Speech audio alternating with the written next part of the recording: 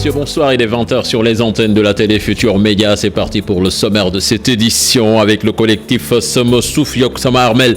Encore une fois dans la rue, ses membres réclament l'extension du cimetière municipal actuel qui ne répond plus aux attentes de la population. Les habitants de la cité marine haussent le ton. Les eaux pompées dans certains quartiers sont déversées sur place. Ils accusent l'agence de développement municipal de n'avoir pas finalisé le programme des 11 bassins déjà financés selon eux. Et puis rupture de médicaments à la pharmacie régionale d'approvisionnement de Matam. Les agents de santé tirent la sonnette d'alarme et interpellent le ministre de la Santé. Voilà le sommaire de ce 20h. Tout de suite le développement.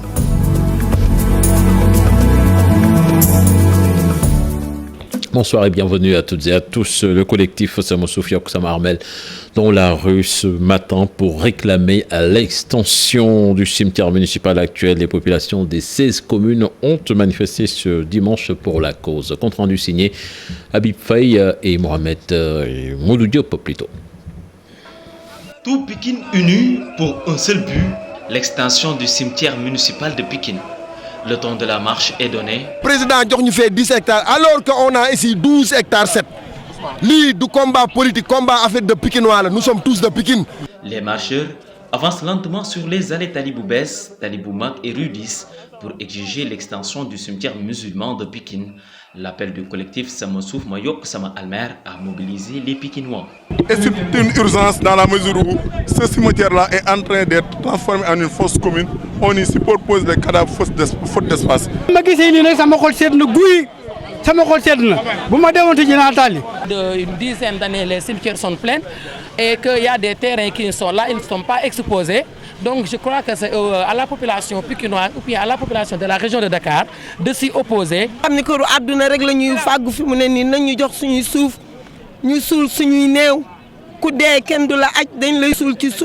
il l'a fait avec les mosquées qui sont à Pikine, de venir accomplir la mission des cimetières qui sont tellement pleins à Pikine.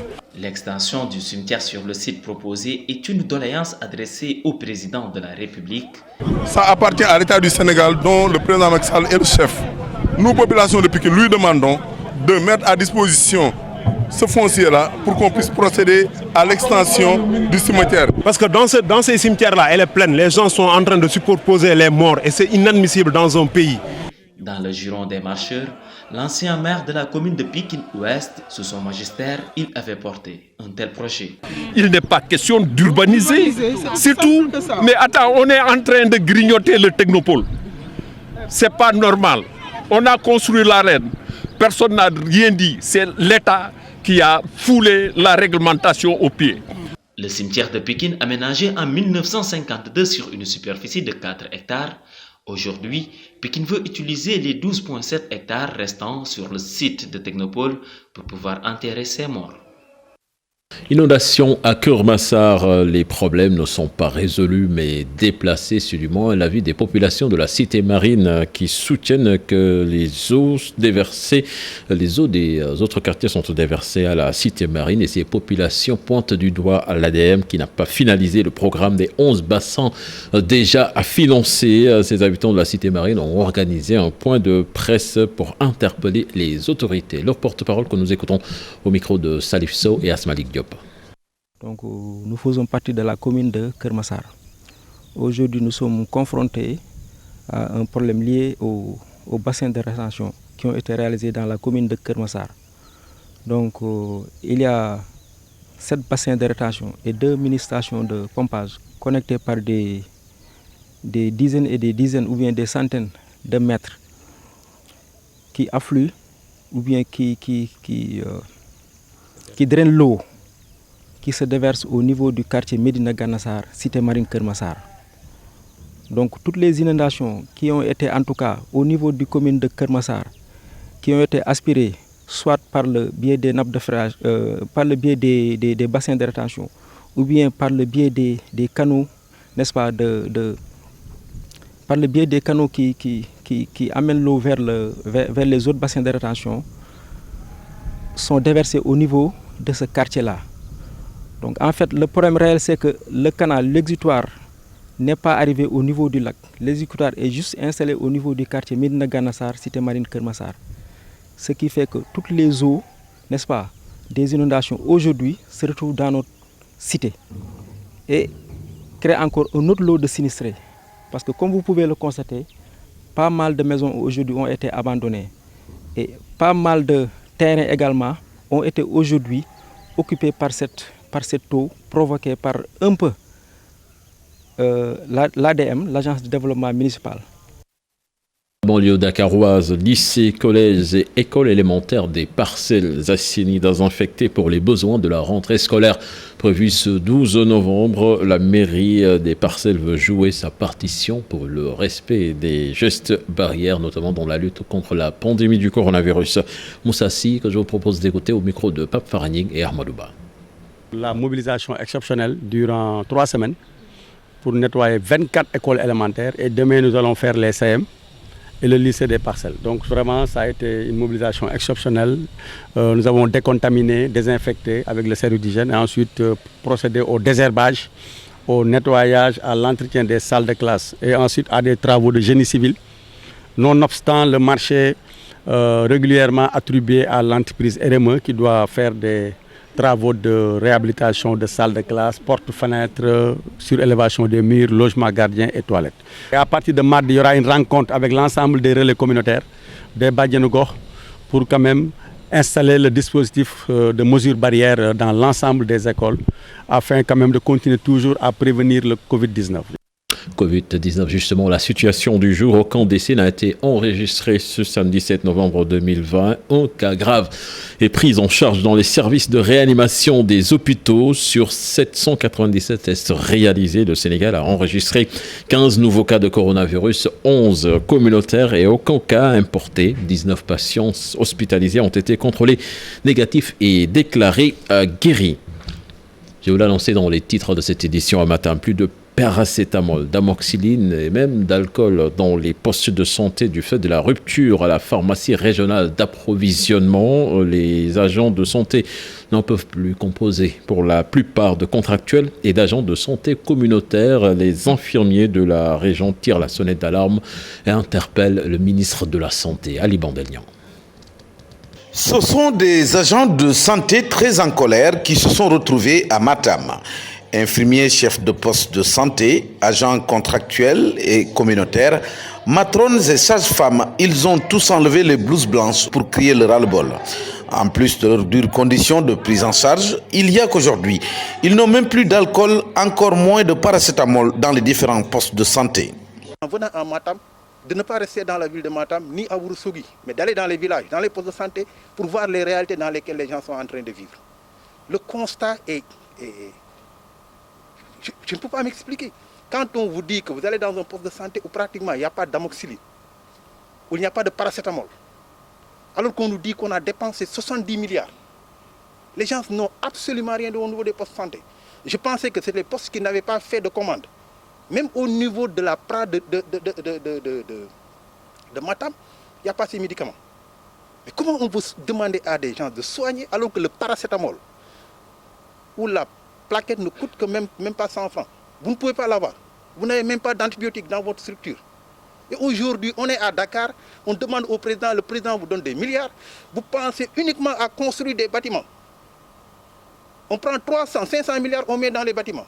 On ne met pas sur les ressources humaines, on ne paye pas ni les matrones, on ne paye pas les chauffeurs, on ne paye pas les gardiens. Comment voudrez-vous que ces gens-là puissent vous apporter des résultats? Nous avons décidé de mettre un terme à cette situation. Et c'est pour cette raison que ça n'est qu'une étape de la lutte que nous allons mener et nous allons nous déplacer dans l'ensemble de nous. C'est pourquoi nous demandons au ministre de la Santé, M. Abdoulaye Diouf Sarr, d'appeler les gens à des négociations sérieuses pour qu'on trouve des solutions durables pour l'intérêt du système de santé. Nous n'allons plus accepter que des gens, pour des raisons de politique politicienne, puissent prendre en otage notre système de santé. S'ils veulent faire de la politique, ils n'ont qu'à faire de la politique.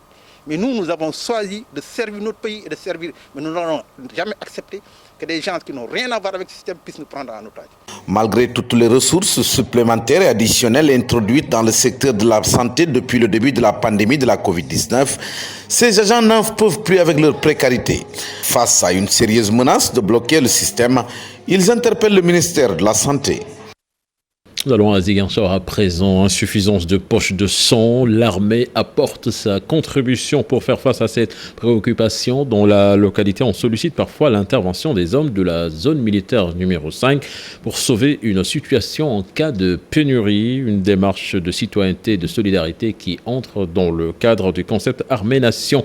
Suivant à ce propos les explications du colonel Souleymane Kandé, commandant de la zone militaire numéro 5 au micro de Boubacar Diassi.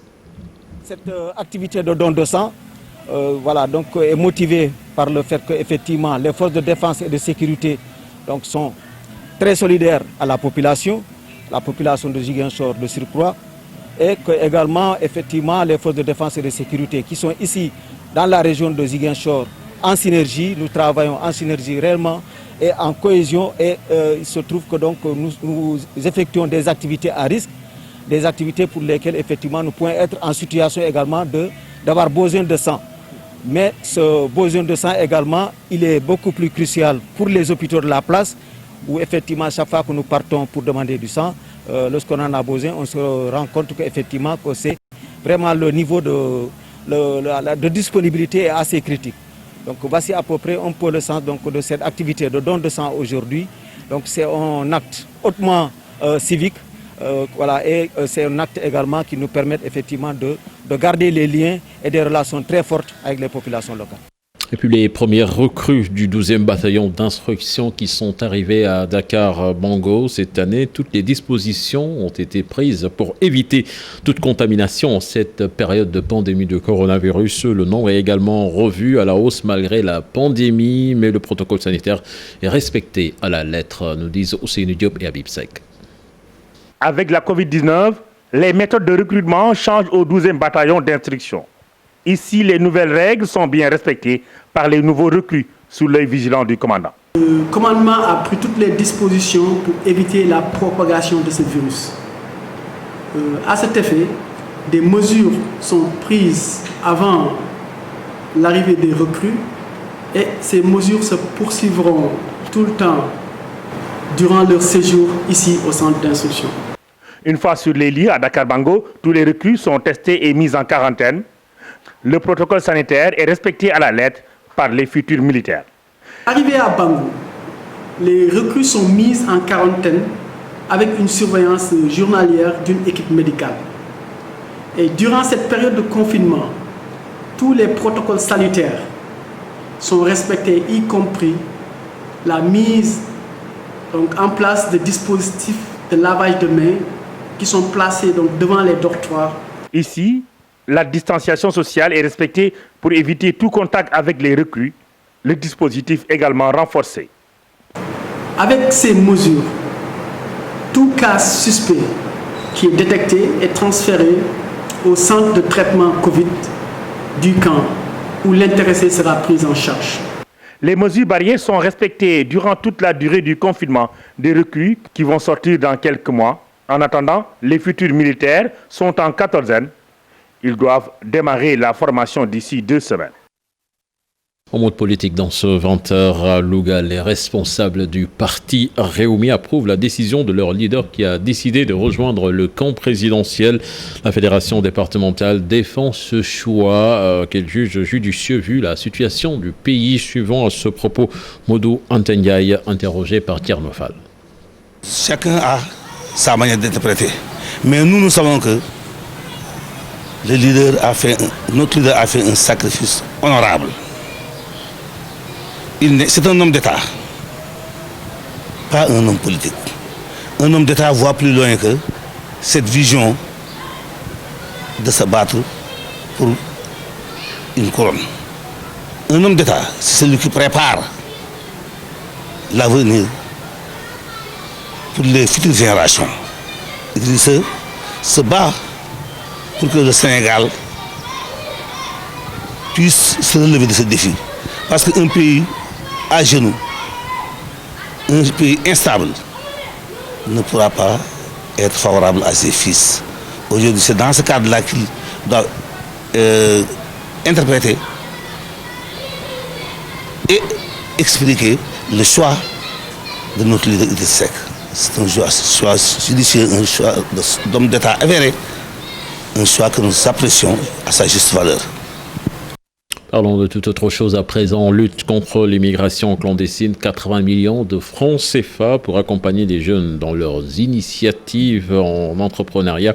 Le projet Investir sur l'avenir, un programme financé par l'agence italienne de coopération et soutenu par l'ANPEJ et les autorités locales, veulent conjuguer leurs efforts pour permettre de maintenir ces jeunes au bercail. On voit cela dans cette correspondance signée Moussa Omargué. À situation exceptionnelle, mesure exceptionnelle, 420 jeunes de la région de Tambacounda, des jeunes vulnérables, entre migrants de retour et candidats potentiels à la migration irrégulière, ont bénéficié d'une série de formations dans les 4 différents départements de la région de Tambacounda. Il s'agit en effet pour le projet Investir sur l'avenir financé par l'agence italienne de coopération au développement, exécuté par l'ONG VIS, de jouer sa partition pour l'amélioration des conditions de vie des jeunes. Nous faisons des actions concertées, nous renforçons aussi ces acteurs qui travaillent dans le domaine de la migration, l'amélioration des compétences techniques et professionnelles des jeunes à travers des sessions de formation de courte durée que nous organisons avec les partenaires en ce qui concerne des formations en entrepreneuriat et gestion d'entreprise. On entraîne présentement d'organiser des sessions de formation en technique de recherche d'emploi et développement personnel avec les partenaires CAUSP. Le psychologue conseil, Mamadou Fall, directeur du Centre académique d'orientation scolaire et professionnelle, ainsi que le chef d'antenne de l'Agence nationale pour la promotion pour l'emploi des jeunes l'ANPEJ, indique le chemin que devraient suivre les jeunes pour rester et réussir au Sénégal. Ils ne sont pas très agressifs, au sens positif du terme. Et c'est pourquoi nous avons beaucoup insisté sur ces éléments-là. Il faut savoir identifier les stratégies pour explorer le marché du travail. L'ONG VIS, à travers Investir sur l'avenir, compte débourser 80 millions CFA, soit 32 millions pour le financement de 40 projets, 40 millions pour des bourses d'études et de formation professionnelle et 9 autres millions pour des stages rémunérés au profit des jeunes ayant déjà subi ces sessions de formation. Puis nous allons à Médina Yoro Fula. En une année, 48 cas de feux de brousse sont déclarés dans la zone et près de 1000 hectares de tapis verts herbacés brûlés. Une situation alarmante qui interpelle autorités et populations. L'idée de lancer un appel pour l'implication de tout le monde pour une meilleure protection des ressources forestières et au-delà, bien protéger les réserves forestières du Sénégal. C'est une correspondance signée Abdoulaye Diallo. Chaque année, les feux de brousse détruisent des milliers d'hectares de forêts et de tapis herbacés. Les techniciens de la protection de l'environnement craignent cette année que les dégâts ne s'aggravent à cause de la bonne pluviométrie qui a causé une abondance des herbes. C'est pourquoi le secteur forestier de Médina Yoro Fula a commandité l'organisation d'une réunion du comité départemental de développement axé sur la lutte contre les feux de brousse. Comme vous le savez, le département a un fort potentiel forestier, ce qui fait que durant certaines périodes de l'année, il y a une multitude de feux de brousse qui sont notés. Donc, compte tenu quand même de la configuration de l'hivernage passé, on a vu que le tapis herbacé est très fourni, ce qui peut favoriser naturellement les cas de feux de brousse. Pratiquement, nous sommes en moyenne à presque 1068 mm de pluie au niveau du département. Donc si vous parcourez les forêts, vous verrez que le tapis herbacé est très fourni. Donc c'est la raison pour laquelle on a jugé nécessaire d'organiser très tôt ce CDD-là pour pouvoir jeter les bases vraiment de la lutte contre les feux de brousse. Quand un feu se déclare quelque part dans la brousse, les dégâts sont toujours énormes. Les dégâts, ça constitue principalement le tapis herbacé, aussi la végétation ligneuse. Donc les feux pratiquement détruisent pratiquement la biodiversité. C'est la raison pour laquelle on se déploie très rapidement avec des séances de sensibilisation. Bon, l'année dernière, nous avions noté 48 cas de feux de brousse avec plus de 910 hectares qui ont été consumés. La protection de l'environnement étant une compétence transférée, les collectivités locales sont invitées à jouer leur partition dans ce combat contre les feux. On a convié toutes les collectivités territoriales pour les faire participer vraiment à cet effort de lutte du service forestier par rapport aux feux de brousse. À côté des feux de brousse, il y a aussi des incendies qui causent chaque année d'énormes dégâts dans le département de Médina Yoro Fula. Là également, ce sont les agents des eaux et forêts qui jouent le rôle de sapeurs-pompiers. Merci à vous, Abdoulaye Diallo. C'était le dernier élément de ce journal. Excellente chute des programmes en compagnie de la Télé Futurs Médias. Au revoir.